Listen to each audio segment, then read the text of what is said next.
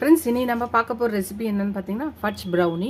ரொம்ப ஹெல்த்தியானது, சிம்பிளாக டக்குன்னு 10 நிமிஷத்தில் செய்யக்கூடிய ரெசிபி. வாங்க இதை எப்படி செய்யலான்னு பார்க்கலாம். ஃப்ரெண்ட்ஸ், இன்றைக்கி நம்ம ஒரு ஹெல்த்தியான சாக்லேட் பார் மாதிரி ஒரு பஜ்ஜி ப்ரௌனி செய்ய போகிறோம். அதுக்கு ஒரு மிக்ஸி ஜார் எடுத்துக்கலாம். அரை கப்பு ஆல்மண்ட்ஸ், பாதாம் அரை கப் எடுத்துக்கலாம். வால்நட்ஸு ஒரு அரை கப்பு போட்டுக்கலாம். ஒரு 15 டேட்ஸு உள்ளே இருக்க சீட்ஸ்லாம் எடுத்து போட்டுக்கலாம். ஒரு 8 டேபிள் ஸ்பூன் வந்து கொக்கோ பவுடர் போட்டுக்கலாம். இது எல்லாத்தையும் நல்லா பிளண்ட் பண்ணி குறைன்னு பிளண்ட் பண்ணி எடுத்துகிட்டு வரலாம்.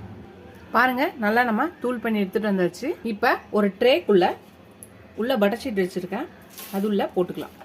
இதை எல்லாத்தையும் நல்லா சமப்படுத்தி வைக்கலாம். நல்லா சமப்படுத்தி வச்சாச்சு.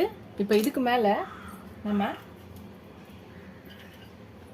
நல்லா பொடி பண்ணி வச்சிருக்க நட்ஸு, வால்நட்ஸை போட்டுக்கலாம்.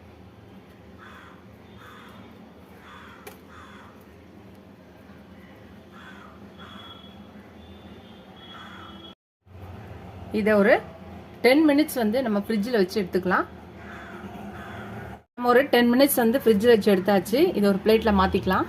பிளேட்டில் மாற்றியாச்சு பாருங்கள். இதை நம்ம எந்த ஷேப்பில் வேணுமோ அந்த ஷேப்பில் நம்ம கட் பண்ணிக்கலாம்.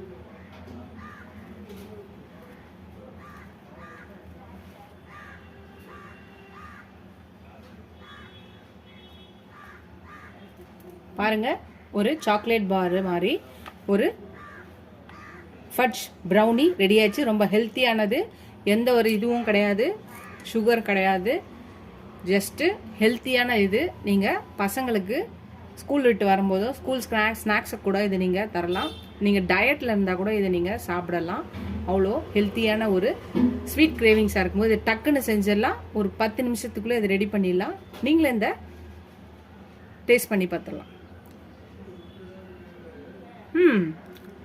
நல்லாயிருக்கு. ட்ரை பண்ணி பார்த்துட்டு எப்படி இருக்குன்னு சொல்லுங்கள். சூப்பராக இருக்குது. இதோட இந்த வீடியோ முடிஞ்சு அடுத்த ரெசிபியில் பார்க்கலாம். Tata bye friends.